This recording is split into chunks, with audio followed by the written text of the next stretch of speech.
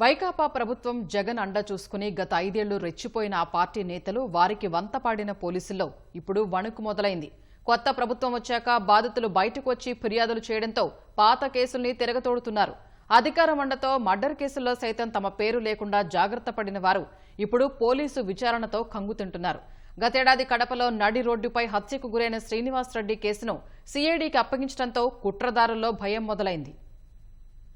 గత ఏడాది కడపలో వైకాపా నేత శ్రీనివాసరెడ్డిని పట్టపగలే వేటకొడవళ్లతో నరికి హత్య చేశారు. చనిపోయిన శ్రీనివాసరెడ్డి ఆర్టీసీ మాజీ చైర్మన్ మల్లికార్జున్ రెడ్డికి ప్రధాన అనుచరుడు. వైకాపా అధికారంలోకి వచ్చిన తరువాత కడప, కమలాపురం నియోజకవర్గాల్లో భారీగా భూదందాలు జరిగాయి. ఈ 2 నియోజకవర్గాల్లో 4 వైకాపా ముఖ్య నేతల తరపున శ్రీనివాసరెడ్డే దందాలు సాగించేవారని, సెటిల్మెంట్ల ద్వారా కోట్ల రూపాయలు కూడబెట్టారని ప్రచారం ఉంది. అయితే డబ్బుల పంపకాల్లో వచ్చిన తేడాతో శ్రీనివాసరెడ్డి వద్ద పనిచేసే ప్రతాప్ రెడ్డే హత్య చేశాడని పోలీసులు కేసు నమోదు చేశారు. ప్రతాప్ రెడ్డితో పాటు మరో 6గురిని అరెస్టు చేశారు. అయితే పోలీసులు అసలు కుట్రదారులను వదిలేసి హత్య చేసిన వారినే అరెస్టు చేశారని శ్రీనివాసరెడ్డి భార్య పోలీసులకు ఫిర్యాదు చేసినా పట్టించుకోలేదు. మాజీ మంత్రి అంజాద్ బాషా అనుచరుడు రామ్మోహన్ రెడ్డికి చెందిన పెట్రోల్ బంకులోనే హత్యకు కుట్ర జరిగిందని ఆమె ఆరోపించినా పోలీసులు నోటీసులిచ్చి చేతులు దులుపుకున్నారు. పోలీసులు సైతం నిందితులకు సహకరించారన్న ఆరోపణలు ఉన్నాయి.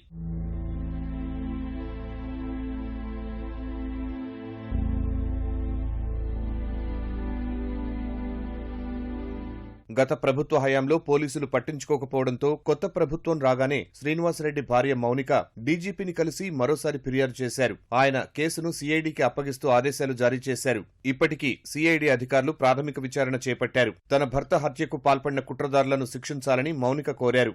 ఆయన పేరు Srinivasareddy. Last year June 23 murder జరిగింది. ఆ కేసు పరంగా నేను రీసెంట్గా డీజీపీ ఆఫీస్ దగ్గరికి వెళ్ళాను.